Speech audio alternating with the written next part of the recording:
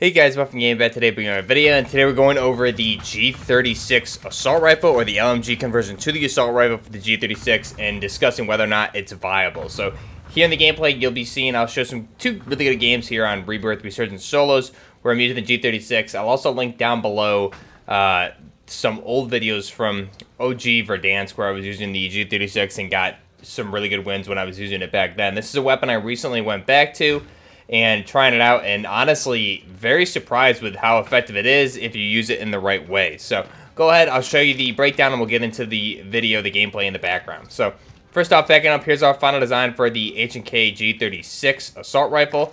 Go ahead and back out. We'll strip this thing down to base. First off, the G36 itself, I'm going to be using the Necrosis blueprint as the base weapon here, just because you have that low profile carrying handle there. So I'll use my G36 blueprint here. This is one of the original, this is actually the original build I used in the older videos from Verdansk. It was this particular build here. Here I had one win, and then I had another win with this exact build, just with the monolithic suppressor instead of the compensator.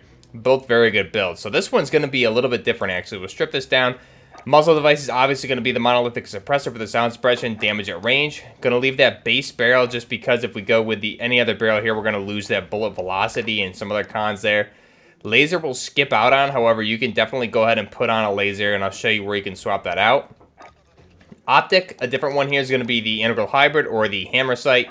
Go ahead and put that on. We'll go with the base stock. For the perk, I'm actually going to be running sleight of hand for reload quickness. This is going to be key, because we're going to be using getting rid of that 100-round C-Mag to the 30-round magazine here. That's going to give you a lot of pros, being aimed down sight speed, sprint to fire speed, movement speed, and reload quickness. The cons here are the magazine ammo capacity, obviously going from 100 all the way down to 30. So you're going down 70 rounds there, but you get a lot of pros for that. You just obviously got to be cautious of your ammo is only at 30.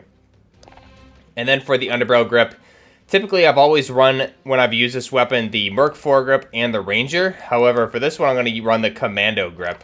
And this is actually going to be a pretty interesting build. The reticle here will run with the blue dot there for the blue triangle on the 3.25 and the blue dot on the top mounted Delta. That's our final design for the HK G36. You'll see that being paired with one of my MP5 builds, which we'll be doing a video on here in the future, probably when I get some more direct gameplay with it, but it's an MP5 SD. Jumping into the gameplay here for this weapon, you'll see, just using this, again, on Rebirth, Resurgence, Solos, and I had two really good games. Every time I play with the G36, somehow I always have good games with this thing. It is a really underrated weapon, and it is very powerful as well. You'll see it with some of the kills here. The accuracy is a problem, but I would say anywhere within 100 meters is where this thing is most effective. If you're trying to stretch it out a little further than that, it's going to be difficult. It does have some pretty heavy horizontal recoil, which is why I think that Commando foregrip definitely helps.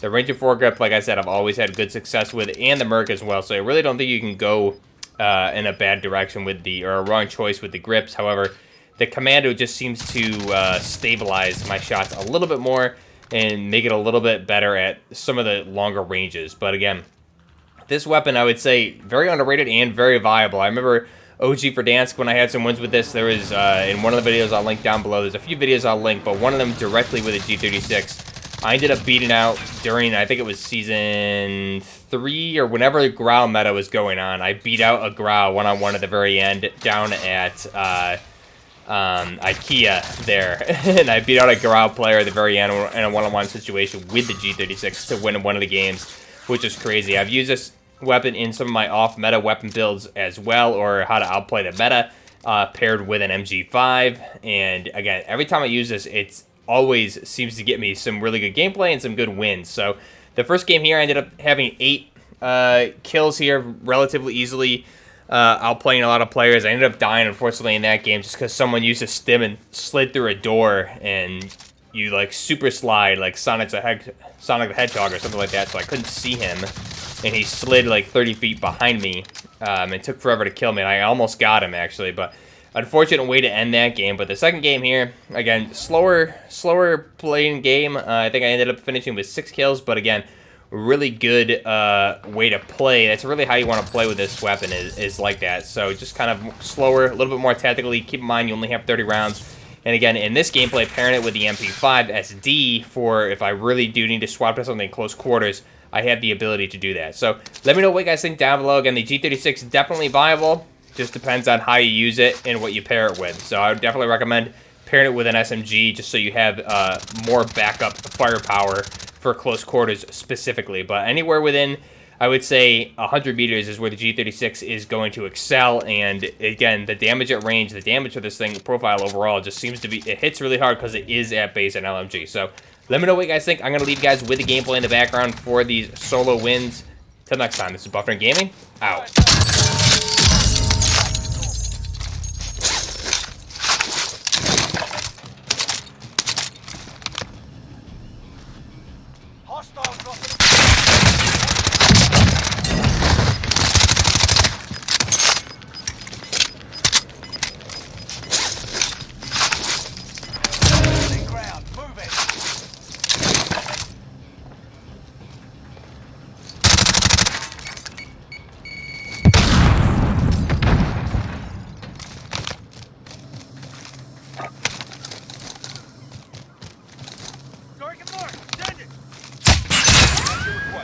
Cluster strike is active.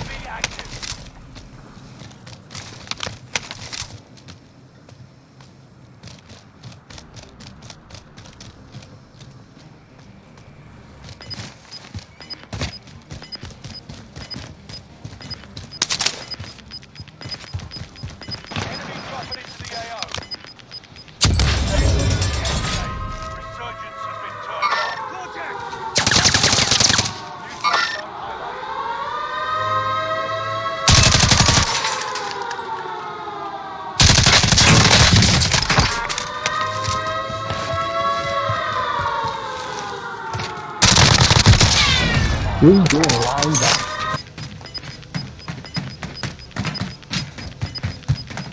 Gas is moving in. New safe zone highlighted.